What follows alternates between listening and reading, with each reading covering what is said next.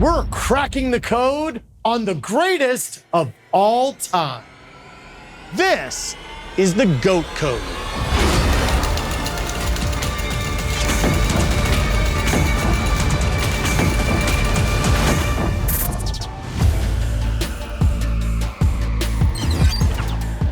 He was born on January 12, 1951, in South River, New Jersey, to a family with 6 brothers and sisters.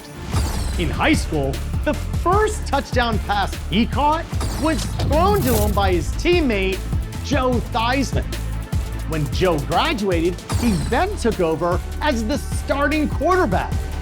A 2-sport superstar, he accepted a scholarship for both football and baseball to the University of Tulsa.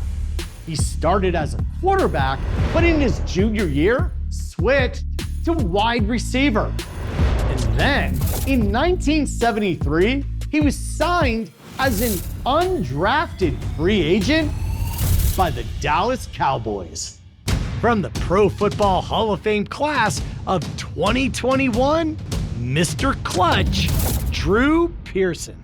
Drew Pearson. All right. How are you? All right, buddy. Good So to see great you. to see you. Man, I can't believe I'm here with you, man. I can't believe I'm You're here. the man.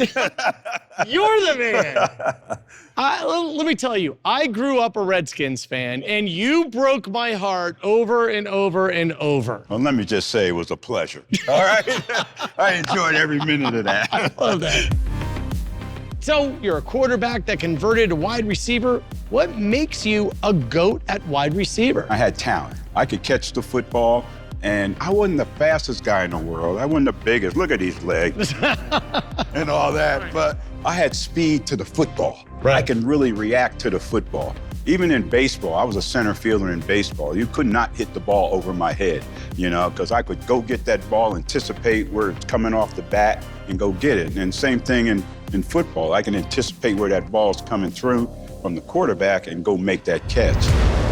In fact, Pearson's skill at tracking footballs in flight was why he even made the Cowboys roster in the first place.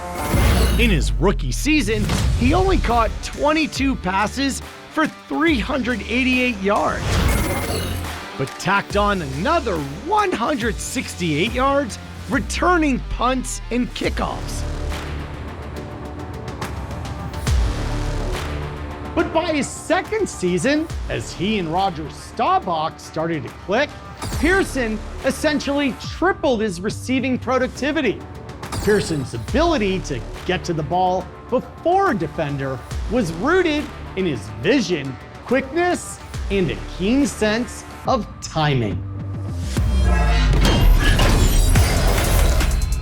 He had an uncanny knack for adjusting his route or executing his jump precisely when the ball was within his catch radius.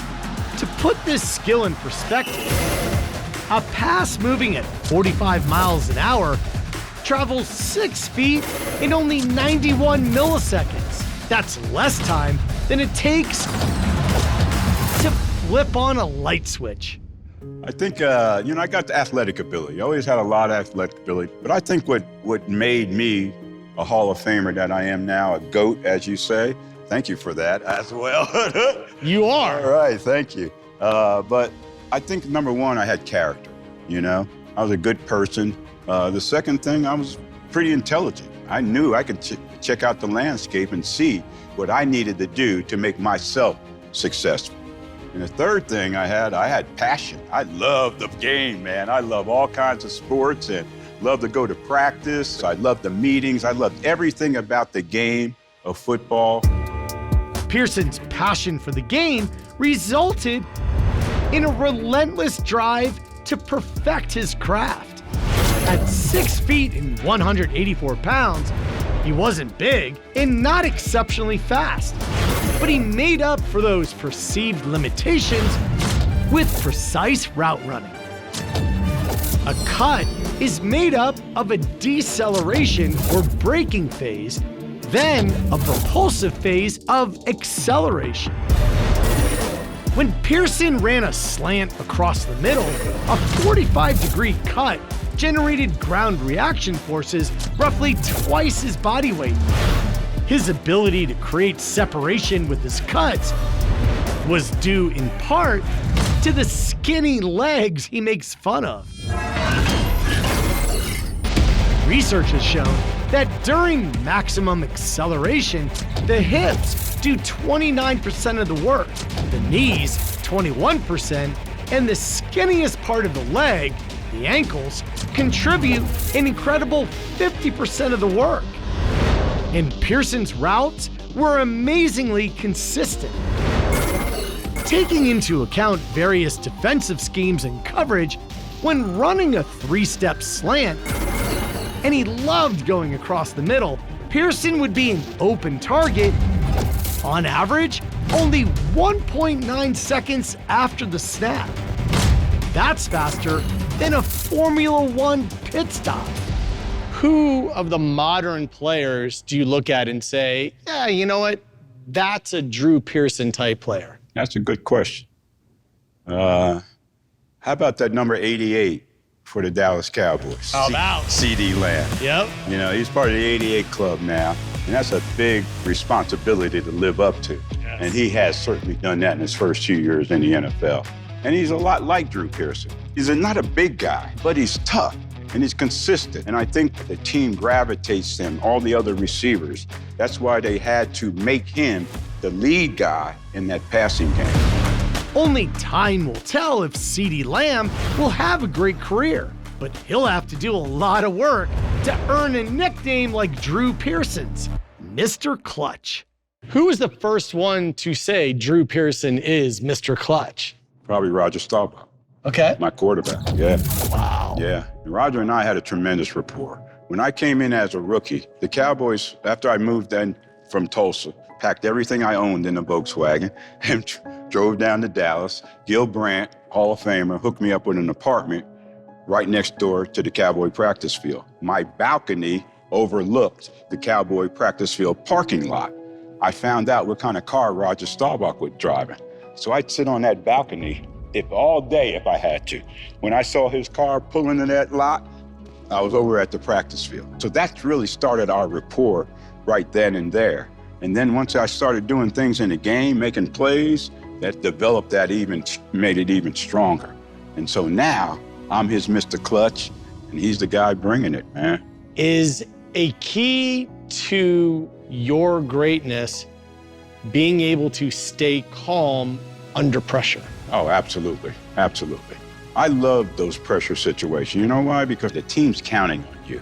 And when you're in that situation, you don't want to fail them, man. Mr. Clutch! While it's difficult to define clutch, we all know it when we see it. Quantitative research in a variety of sports has identified attributes essential to clutch performance: skill automaticity, heightened awareness, intense effort, and deliberate focus. And there is quantitative data that supports Pearson's nickname.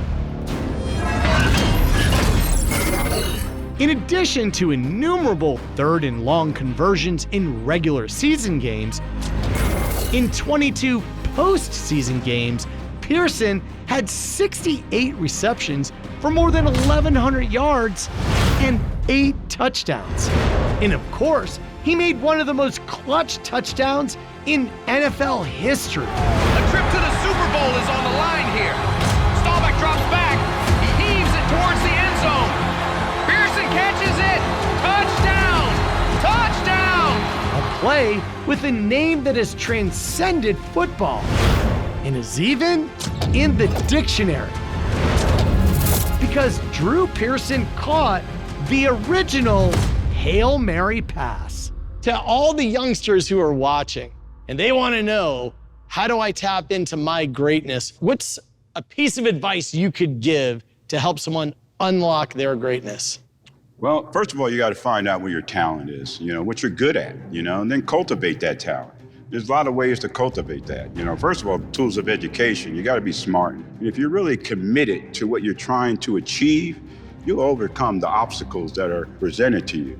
I used the challenges and adversity as stepping stones. Every time I faced a challenge, I used it to try to step on to bigger and better things. And it just motivated me. I never let anybody tell me I couldn't do anything. When I didn't get drafted, 17 rounds of the draft, 452 players, they were telling me I'm not good enough to play in the NFL. So that was my motivation, you know? And they got me all fired up. And so any opportunity I had, I was going to take advantage of that, whether it was in a meeting, whether it was practice, whether it was warming up, whether it was finding out what Roger Staubach's practice schedule was so I can always be over there where he was going to be. I had to do everything that I needed to do to make myself successful. And that's what you got to do. Everybody's going to tell you you need to do this, but what do you really want to do? And are you committed to achieving it? God bless you. Thank you so much for joining us. Now you got me fired up. I'm ready to go run some pass routes. Come on, man.